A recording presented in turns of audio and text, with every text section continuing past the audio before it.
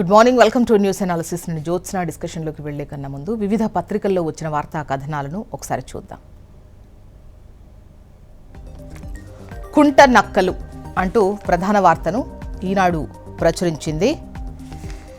నగరంలో కుంటలు చెరువులను మింగిన ఘనులు, దశాబ్ద కాలంలోనే 171 తటాకాల్లో ఆక్రమణలు, ఎఫ్టీఎల్ ఖరారు చేయడంలో నిర్లక్ష్యంతో చెలరేగిపోయిన కబ్జాదారులు అంటూ ఈ వార్తనిచ్చారు. పీటూరు కుంట, మర్రివాణికుంట, నల్లకుంట, తమ్మిడికుంట, ఈదులకుంట, సల్కం చెరువు ఇలా ఒకటేమిటి, ఒకప్పుడు నగరంలోని ప్రజల దాహం తీర్చిన జలవనరులన్నీ కబ్జాల పాలై ప్రస్తుతం పేర్లు మాత్రమే మిగిలాయి. వందల కొద్దీ అక్రమార్కులు కుంటలు చెరువులను చెరబట్టడంతో నీటి వనరుల రాజధానిగా పేరొందిన హైదరాబాద్ మహానగరంలో తటాకం అంటే గత చరిత్ర అన్నట్టు మారుతోంది అని ఈ వార్తనిచ్చారు. 2933కు గాను 1131 నీటి వనరుల్లోనే హద్దుల గుర్తింపు అనేది ఉంది అని చెప్పేసి ఈ వార్తనిచ్చారు. ఇక హెచ్ఎండిఏ పరిధిలో దశాబ్ద కాలంలో కబ్జా అయిన జల వనరుల వివరాలు ఈ విధంగా ఉన్నాయి అని చెబుతూ మండలము, చెరువు ఆక్రమణ అంటే ఎన్ని ఎకరాల్లో ఆక్రమణకు గురైంది అని చెప్పేసి ఈ వార్తను ఇచ్చారు.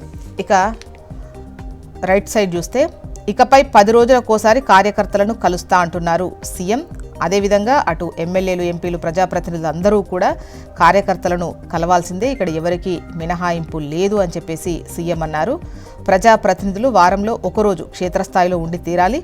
సోషల్ మీడియాలో వ్యక్తిగత ప్రచారమేనా, పార్టీ ప్రభుత్వ కార్యక్రమాల గురించి చెప్పరా అని కూడా ప్రశ్నించారు. పీఏసీ సమావేశంలో ఎమ్మెల్యేలకు సీఎం రేవంత్ రెడ్డి చురకంటించారు అని చెప్పేసి వార్త ఇచ్చారు.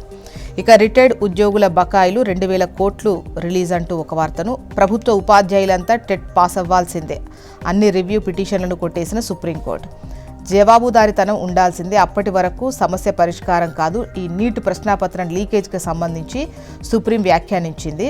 అంటే అన్ని కరెక్ట్గా చేస్తే, నిర్లక్ష్యం లేకుండా చేస్తే, పర్యవేక్షణ కరెక్ట్గానే ఉంటే పేపర్ ఎట్లా లీక్ అవుతుంది అని చెప్పేసి క్వశ్చన్ చేసింది. ఇవి మళ్ళీ రిపీట్ అవ్వకుండా చూడాలని చెప్పి కూడా హెచ్చరించింది. ఇక ఐపీఎల్ ఫైనల్కు గుజరాత్, బెంగళూరుతో ఆదివారం టైటిల్ పోర్ ఉండబోతుంది. ఐపీఎల్ 19వ సీజన్లో రెండో ఫైనలిస్ట్ ఎవరో తేలిపోయింది. ఆదివారం రాయల్ ఛాలెంజర్స్ బెంగళూరును ఢీకొట్టబోతోంది గుజరాత్ టైటాన్స్. నిన్న ఏకపక్షంగా సాగిన రెండో క్వాలిఫైయర్లో ఆ జట్టు 7 వికెట్ల తేడాతో రాజస్థాన్ రాయల్స్ను చిత్తు చేసింది. ఇక మైనింగ్ అక్రమాల దస్త్రాలు సిఐడికి అంటూ 2014 నుంచి ఇప్పటి వరకు జరిగిన అవకతవకలపై విచారణ చేయిస్తానని అసెంబ్లీలో ప్రకటించిన సీఎం రేవంత్. ఇళ్ల నిర్మాణానికి పచ్చజెండా, రాష్ట్రంలో 3.5 లక్షల గృహాలు మంజూరు, క్యూర్ ప్రాంతంలో 1,00,000, ఇందిరమ్మ ఇళ్ల పథకం కింద మరో 2.5 లక్షలు, ప్రభుత్వ ఉత్తర్వులు. నెక్స్ట్ ఆంధ్రజ్యోతి, జమీందార్ల లెక్క, కొందరు ఎమ్మెల్యేల తీరుపై సీఎం రేవంత్ అసంతృప్తి వ్యక్తం చేశారు అంటూ ఈ వార్తనిచ్చారు. నిన్నటి పీఏసీ సమావేశంలో పార్టీని, ప్రభుత్వాన్ని వదిలి సొంత ప్రచారంతో సరిపెడుతున్నారు, చేద్దామనుకున్న కార్యకర్తలను చెయ్యనివ్వడం లేదు, పార్టీ నేతలంతా ఎస్ఐఆర్కు సిద్ధంగా ఉండండి, మంత్రులు డ్యూటీలు వేసుకొని పనిచేయండి, నాకు ఒక నియోజకవర్గం కేటాయించండి, ఈ నెల రోజులు పార్టీకే సమయం కేటాయించాలి, కాంగ్రెస్ నేతలకు సీఎం రేవంత్ రెడ్డి స్పష్టీకరణ. ఇక రిటైర్డ్ ఉద్యోగుల జీపీఎఫ్ కమ్యూనికేషన్లకు 2,000 కోట్లు. వేశ్యా వృత్తిలో ఉన్నవారిని వేధించొద్దు, స్వచ్ఛందంగా ఆ వృత్తిలో ఉంటే అక్రమ రవాణా, ఇతర కేసులు పెట్టొద్దు, సమ్మతి ఉంటే ట్రాఫికింగ్ కాదు, బలవంతంగా చేయిస్తుంటే సమ్మతి చెల్లదు, మహిళలు, బాలికల అక్రమ రవాణాపై బాధితుల రక్షణ ప్రణాళిక మార్గదర్శకాలు, దేశవ్యాప్తంగా ఈ ప్రణాళికను పాటిస్తారని ఆశిస్తున్న సెక్స్ ట్రాఫికింగ్ బిల్పై సుప్రీంకోర్టు. కొనుగోళ్లలో మాదే రికార్డ్ అంటోంది కాంగ్రెస్. ఇప్పటికే 60 లక్షల టన్నులు కొనుగోలు చేశాం. ఏపీ 24, తమిళనాడు 12, మహారాష్ట్రలో 3 లక్షల టన్నులే సేకరించారు. రైతులకు ఈ నెల 28 నాటికి 11,050 కోట్లు చెల్లించాం. వరి ఉత్పత్తి పెరుగుతుంటే సేకరణ టార్గెట్ను కేంద్రం ఎలా తగ్గిస్తోంది? బీజేపీ నేతలు కల్లాల చుట్టూ తిరిగే బదులు ఢిల్లీకెళ్లి టార్గెట్ పెంచాలి. బీఆర్ఎస్ హయాంలో టార్గెట్లో ఎన్నడూ 50% మించి కొనలేదు. పౌర సరఫరాల శాఖ మంత్రి ఉత్తమ్ కుమార్ రెడ్డి. నమస్తే తెలంగాణ. రైతు కరెంటుకు మీటరు, వ్యవసాయానికి ఎంత విద్యుత్ సరఫరా అవుతుందనే నిర్ధారణ కోసం బిగింపు, డిస్ట్రిబ్యూషన్ ట్రాన్స్ఫార్మర్లకు స్మార్ట్ మీటర్లు, ఈఆర్సీ విచారణలో సర్కార్ వెల్లడి. రాష్ట్రంలో 5.22 లక్షల సాగు ట్రాన్స్ఫర్లు, ఒక్కో మీటర్ విలువ 25,000, మొత్తం 1,306 కోట్ల మేర ఖర్చు అదానీ కంపెనీకి ఇచ్చేందుకే అని ప్రచారం. ఆ భారమంతా వినియోగదారులపైనే రుద్దుతారంటున్న విద్యుత్ నిపుణులు. రైతులకు 24 గంటలు ఎందుకు, 3 గంటలు చాలు. రైతు కమిషన్ చైర్మన్ కోదండరెడ్డి వ్యాఖ్యలు. రైతు డిస్కం వద్దే వద్దు, ఇది ఉచిత విద్యుత్కు ఉరేసే కుట్ర. ఈఆర్సీ అనుమతి లేకుండా ఎట్లా ప్రారంభిస్తారు? చట్ట సంస్థల్ని అగౌరవపరుస్తారా? రైతులను దొంగల్లా చిత్రీకరిస్తారా? అన్నదాత పేరిట ఉచిత విద్యుత్తును ఇతరెట్లా వాడుకుంటారు? అసలు చౌర్యం ఎట్లా అవుతుంది? సర్కార్ ఎందుకు అరికట్టలేదు?